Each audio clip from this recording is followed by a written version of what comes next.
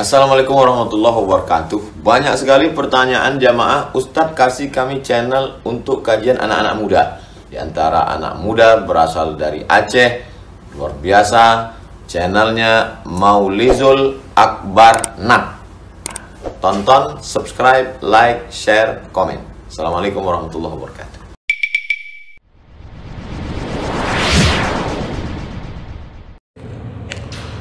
Assalamualaikum warahmatullahi wabarakatuh. Innal hamdalillah nasta'inuhu wa nastaghfiruh wa na'udzu bihi min shururi anfusina wa min sayyiati a'malina. Man yahdihillahu fala mudilla lahu wa man yudlil fala hadiya lahu. Asyhadu an la ilaha illallah wahdahu la syarika lahu وأشهد أن محمدًا عبده ورسوله الكريم. اللهم صل وسلم على نبينا وسيدنا المصطفى محمد وعلى آله وأصحابه أجمعين. أما بعد، رب اشرح لي صدري ويسر لي أمري واحلل عقدة من لساني يفقهوا قولي. Segala puji bagi Allah, kemudian salawat dan salam kepada Rasulullah, pada keluarga dan seluruh sahabat-sahabatnya. Bapak-bapak, ibu-ibu, jamaah salat subuh yang Allah muliakan insyaAllah.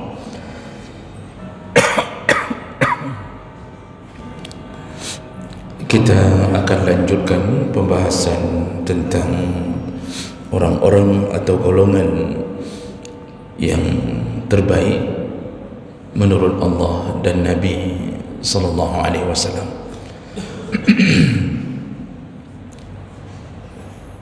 Di pertemuan kita sebelumnya kita sudah membahas di antara manusia terbaik yang disebut oleh Nabi dalam hadisnya adalah yang paling banyak manfaatnya kepada sesama manusia.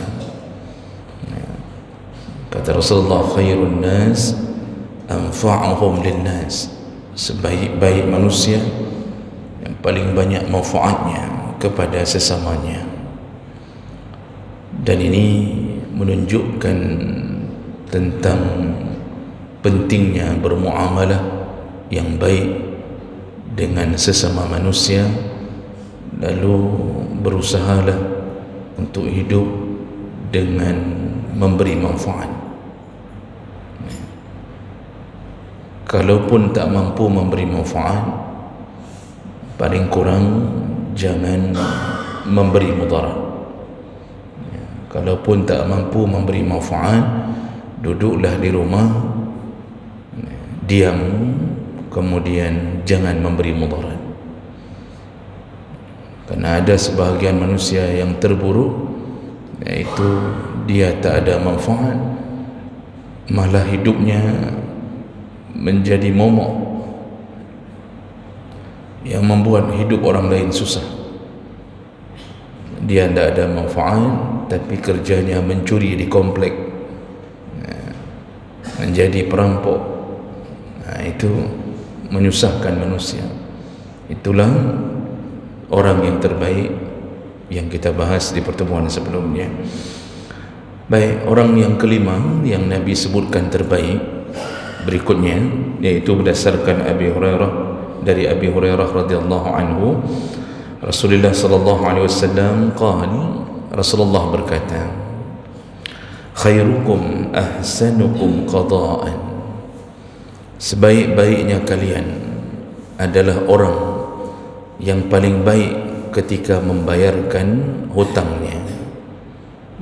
Sebaik-baiknya kalian adalah orang yang paling baik ketika membayarkan hutangnya. Hadis riwayat Bukhari Muslim. Nah, jemaah mulakan Allah Subhanahu wa taala. Hadis ini singkat, padat. Nabi mengatakan di antara kita yang terbaik adalah orang yang paling tepat waktu membayar hutang, atau paling bagus amanahnya ketika membayarkan hutang. Tentu ada keanehan ketika kita memikirkan ini, bahwa kita ini tidak beramal sebenarnya. Kita ini hanya dengan modal meminjam uang dari orang. Kita tidak ada andil untuk mengeluarkan harta kita, malah harta orang yang kita ambil. Kita tidak berbuat apapun untuk menyisihkan harta kita, namun yang kita lakukan adalah memohon belas kasihan orang. Hanya karena mengembalikan tepat waktu sesuai dengan janji, tiba-tiba dilabeli oleh Allah, oleh Nabi, menjadi manusia terbaik. Bayangkan, modal tak ada, tenaga tak keluar kecuali waktu meminjam, hanya dengan mengembalikannya saja sudah menjadi manusia terbaik. Dan ini amalan yang memang kita pikir-pikir sebenarnya aneh, tapi kok bisa jadi manusia terbaik hanya gara-gara mengembalikan hutang. Seharusnya kan Nabi menyebutkan yang terbaik itu yang memberi hutang, tapi dalam hadis ini Nabi menyebutkan yang mengembalikan hutang. Jadi jemaah melakukan Allah Subhanahu Wa Taala, ini perkara ini sebenarnya adalah perkara yang dianggap baik bukan karena berhutangnya, tapi dianggap baik karena dia menyelesaikan amanah, melakukan amanah. Dan ini berdasarkan beberapa ayat. Allah Subhanahu Wa Taala mengatakan addul amanati ila ahliha, tunaikanlah, laksanakanlah amanah kepada orang yang memberimu amanah. Dalam ayat yang lain Allah mengatakan ya ayyuhalladzina amanu aufu bil uqud, wahai orang-orang yang beriman, tunaikanlah akad yang telah engkau lakukan. Dan hutang adalah salah satu akad. Ketika kita berhutang, orang yang memberi hutang membuat perjanjian, ini ada uang, tetapi mohon 2 bulan yang akan datang kalau bisa dikembalikan, karena saya membutuhkan. Jadi itu akad yang kita lakukan, dan kita mengatakan siap untuk mengembalikan. Kalau tak siap berarti tak diberi. Orang yang memberi hutang tidak berharap lain kecuali berharap dia bisa menggunakan uangnya kembali setelah dikembalikan. Dan ketika dia memberi pun dia hanya memasrahkan urusannya kepada Allah, karena uangnya telah berada di tangan orang. Dia hanya berharap selain dikembalikan, dia berharap ridha dari Allah. Orang yang berhutang ini orang yang betul-betul Allah puji, sampai berulang kali kita sebutkan Nabi sudah melihat di pintu surga ada sebuah spanduk.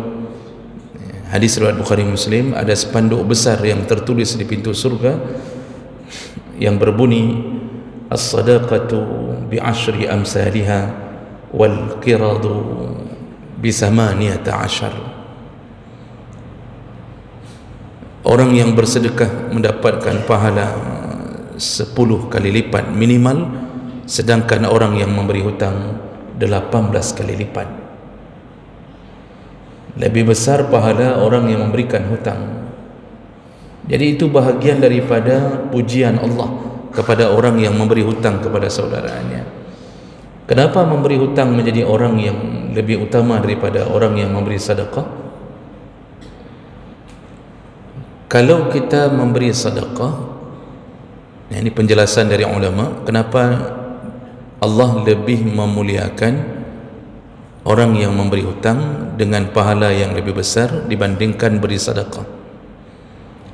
Para ulama menjelaskan kalau orang yang memberi hutang Di saat dia beri, belum tentu orang yang dia beri itu membutuhkan. Jadi dia beri sedekah, orang yang menerima belum tentu membutuhkan. Tapi kalau orang yang memberi hutang, kalau orang yang mencari hutang, biasanya normalnya adalah orang-orang yang sangat membutuhkan.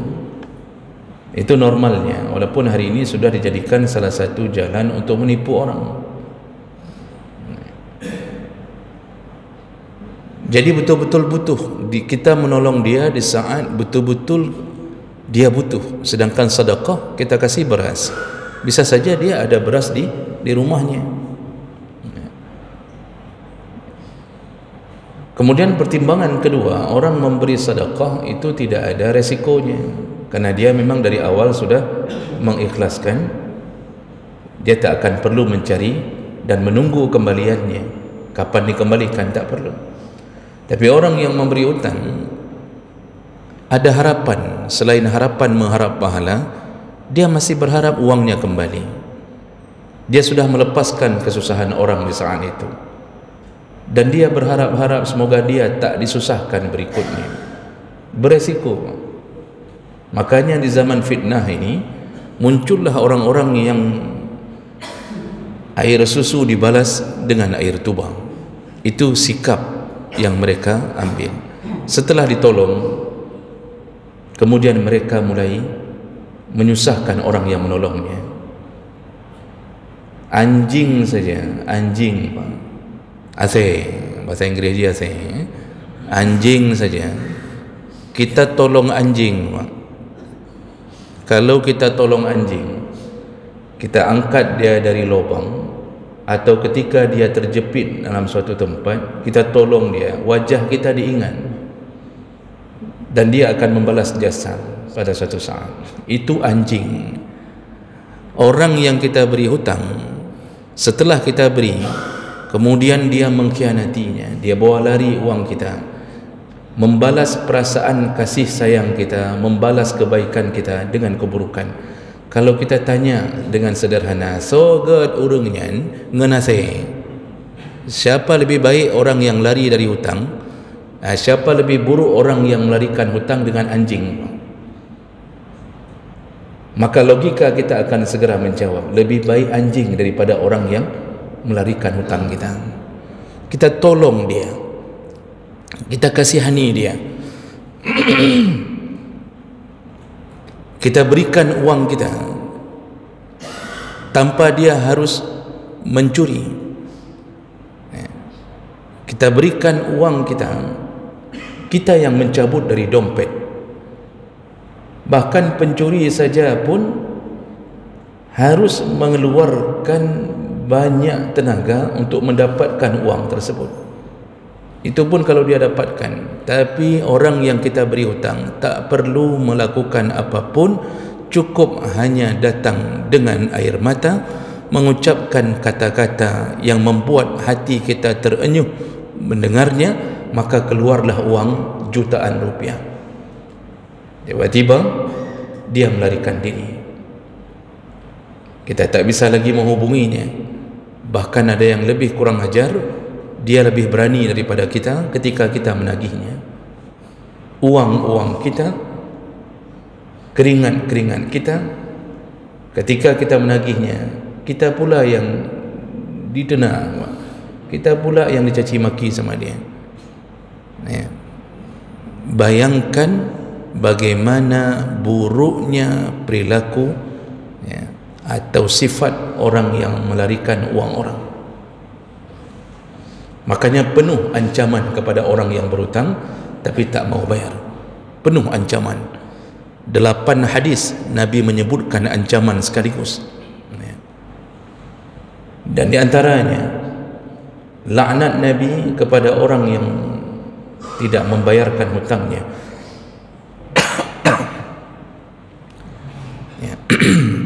Rasulullah sallallahu alaihi wasallam menyebutkan matalul ghani dhulmun, orang yang menunda-nunda hutang zalim. Kalimat zalim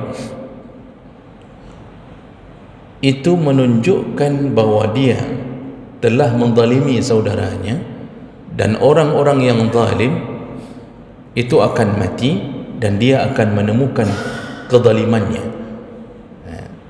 Karena Rasulullah mengatakan dalam hadis yang lain, ittaqud dhulma fa inna dhulma dhulumatun yaumal qiyamah. Berhati-hatilah engkau dengan perbuatan zalim, karena zalim akan membuat engkau merasakan dhulumat, kegelapan di hari kiamat. Karena zalim itu dari kalimat zulmun, yaitu gelap. Jadi kalau lampu sudah mati, itu bahasa Arabnya mudlim, keadaan sudah gelap. Maka orang-orang yang tak membayar hutang disebut zalim, karena dia akan terzalimi dengan kezalimannya, berbentuk kegelapan di hari kiamat. Apa kegelapan hari kiamat?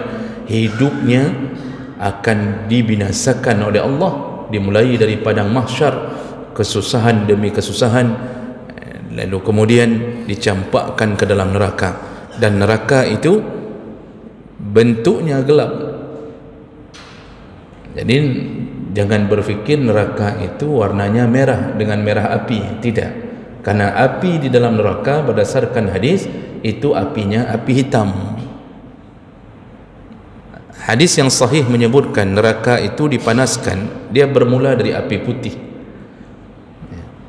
lalu dipanaskan Allah 1000 tahun untuk menyiapkan neraka. Dipanaskan api itu 1000 tahun, lalu berubahlah dia menjadi kuning.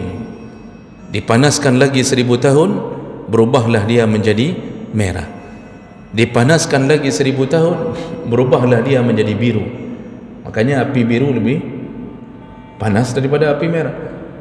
Dipanaskan lagi oleh Allah sampai api itu menghitam. Itulah api yang disiapkan kepada orang-orang zalim. Jadi keadaan neraka itu gelap.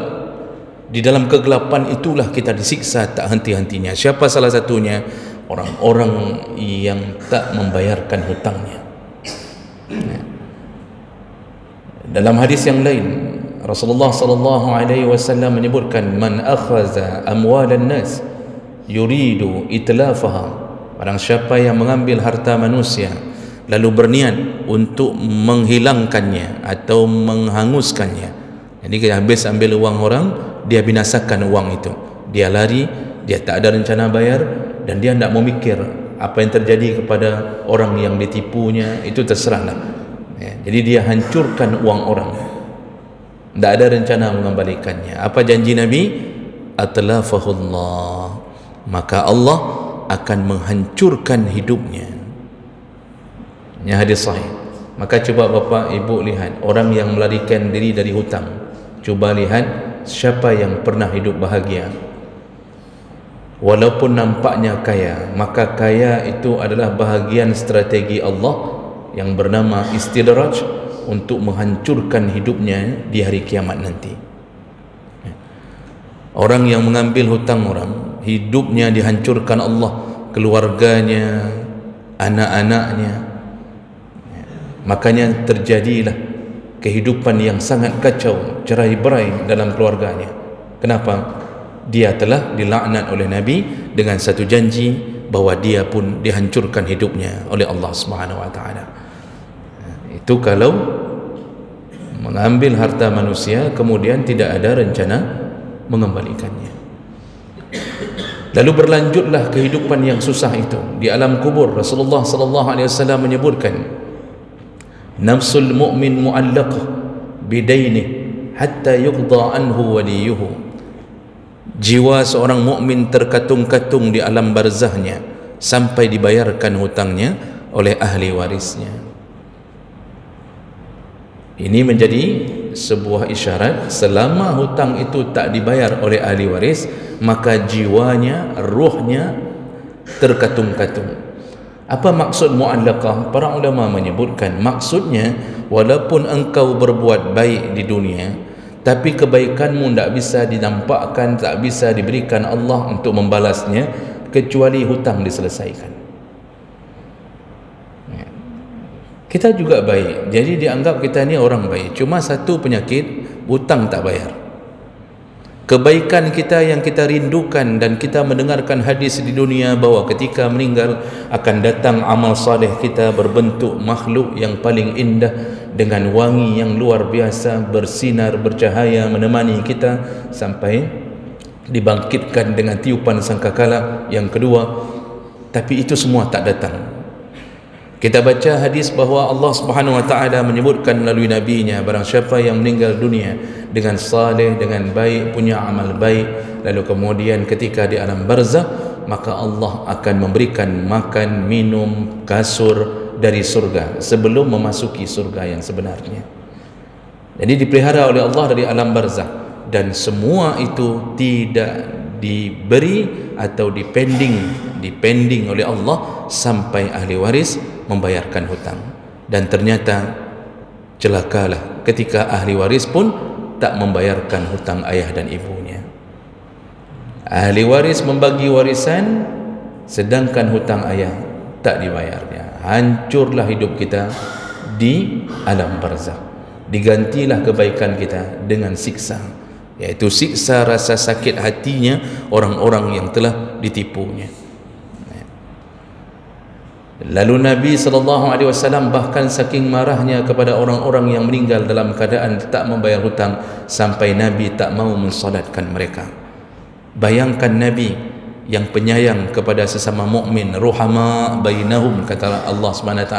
Muhammad itu sangat sayang kepada sesama mukmin, tapi khusus orang yang berhutang tak bayar, mati, Nabi menanyakan kepada orang yang membawa jenazah itu kepadanya untuk disalatkan. Apa pertanyaan Nabi?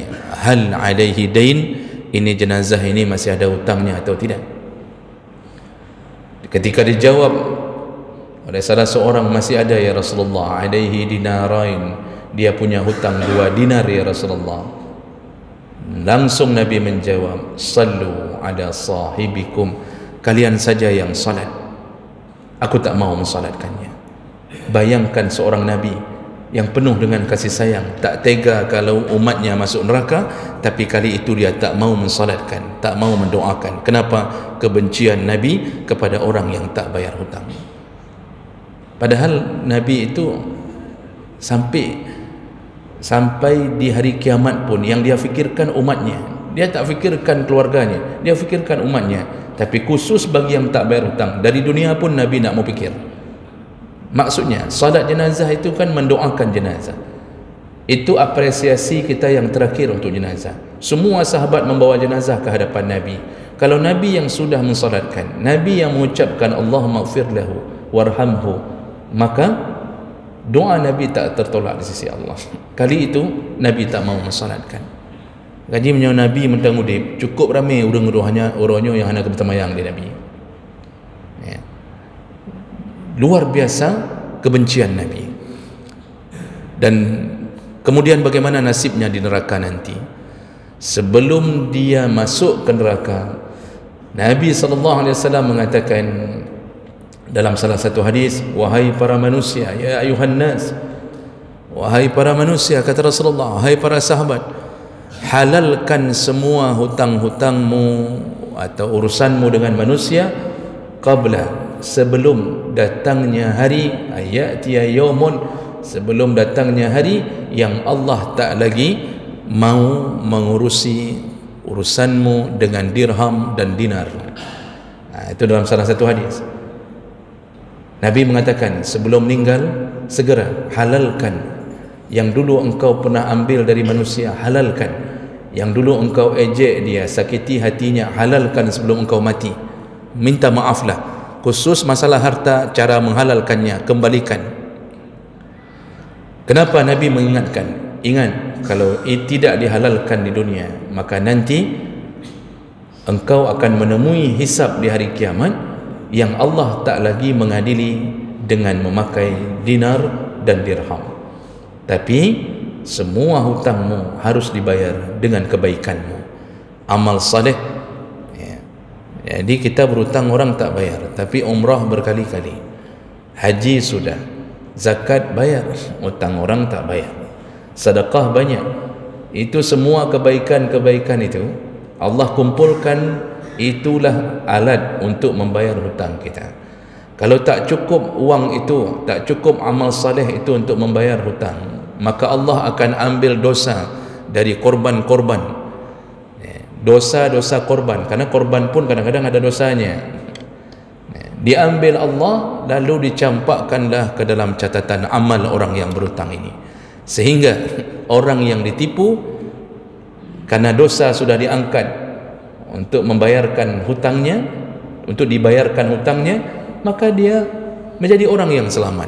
Sedangkan tadi ini orang yang tak bayar hutang ni, karena terlalu banyak korbannya, malah dia yang kemudian kehabisan amal salehnya, lalu diganti dengan dosa-dosa orang yang ditumpukkan kepadanya.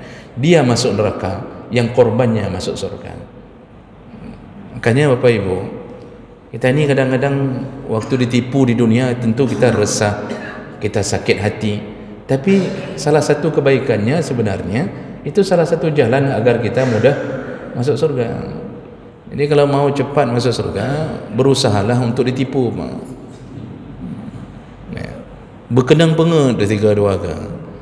Karena ini kan biasanya ahli masjid itu sering kena tipu, karena hatinya yang baik, sering tolong orang. Ini penget tu. Ini depan saya ni kan wajah-wajah pernah kena tipu semua ni kayaknya. Jadi jemaah mendekat Allah Subhanahu Wa Taala, makin le kenang pengen tu, makin raya kemungkinan tambang surga. Apa kasih tahu sama pencuri-pencuri, sama orang-orang berhutang di kampung-kampung, kau pengen ke tiga. Jadi jemaah mendekat Allah Subhanahu Wa Taala, begitulah cara Allah menangani, dan ini sudah dikasih tahu oleh Nabi di dunia. Nabi tak pernah berbohong. Lihat nanti kalau tak bayar hutang, lihat apa yang terjadi nanti di hari kiamat. Dan yang terakhir, Nabi berjanji semua yang meninggal dalam keadaan tak membayar hutangnya dan tak ada rencana membayar hutangnya, selain dihisap nanti, selain setelah dihisap dicampakkan ke neraka. Dan Nabi mengatakan dicampakkan ke neraka, yaitu tempat perkumpulannya para pencuri. Jadi satu neraka dengan para pencuri. Begitulah dianggap oleh Allah, statusnya dirubah dari berhutang menjadi mencuri.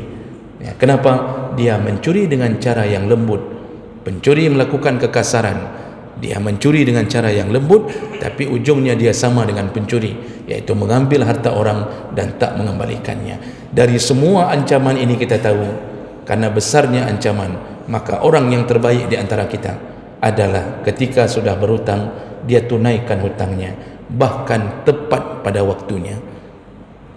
Kalau bisa sebelum waktunya datang, sebelum tempo datang, segera selesaikan hutang. Jadi ini yang dimaksud Bapak Ibu adalah hutang yang halal. Tapi kalau hutang dengan bank yang sifatnya riba lalu berbunga, kita pinjam uang bank lalu berbunga, maka itu hutang yang haram. Dari awal berhutang kita berdosa, yang memberikan hutang pun berdosa. Jadi rentenirnya berdosa, lalu kemudian nasabahnya juga berdosa. Dan kalau ditanya apakah wajib kita membayar bunga yang ditetapkan oleh rentenir, apakah dia bentuknya individu atau bank, jawaban para ulama, tidak ada kewajiban membayar sesuatu yang berbentuk maksiat. Bolehkah lari dari bunga bank? Jadi kita cuma membayar, setelah kita bayar, misal kita berhutang 100 juta, lalu margin bunganya diminta bayar selama 5 tahun, nanti kalau kita hitung-hitung jumlah totalnya 150 juta contoh. Kita sudah bayar 100 juta, yang 50 juta itu bunga. Wajibkah kita bayar? Para ulama menjawab tak wajib. Silahkan, tak bayar pun tak mengapa, karena dari awal itu sudah maksiat. Ya silahkan lari, tak bayar bunga bank pun silahkan lari. Resikonya tunggu dikejar-kejar oleh polisi saja, itu saja resikonya, yang lain tak ada. Jadi ketika pihak bank mengatakan bahwa ini bermasalah, ini kredit macet ini bermasalah, ilik-ilik tak kan, dikejar sana dikejar sini, rumah disita. Yang hukum agama tidak ada bayar hutang di atas maksiat, asal bayar pokoknya saja sudah cukup. Begitulah kehidupan orang-orang yang tak membayar hutang, dan begitulah pujian Nabi kepada yang tepat waktu membayar hutang. Mudah-mudahan Allah lindungi kita dari pekerjaan ini.